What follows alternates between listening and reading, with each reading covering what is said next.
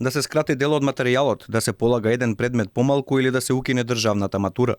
Ова се дел од предлозите на средношколците кои поради онлайн настава, политиката и лажните дојави за бомби едва седнаа во средношколските клупи. За доцнетите решенија и владините политики кои наликуваат на купување на време за серијата проблеми со кои се соочија образовните институции изминативе неколку години.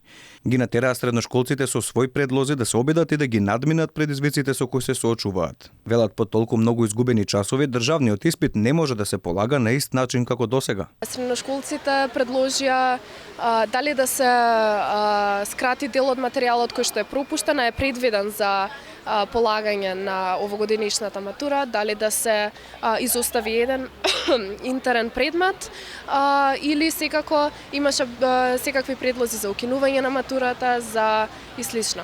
Средношколците овие предлози сакаат да ги достават до собранието, до владата на Република Македонија и секако се надеваме на слух од таа страна. Настава со физичко присуство па онлайн. Има, ама нема учебници.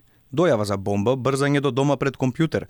Овие случаи станаа секојдневие за учениците изминатите неколку години, зошто државата наместо решение остави проблемите само да се таложат. Професорите ги гледавме преку екран.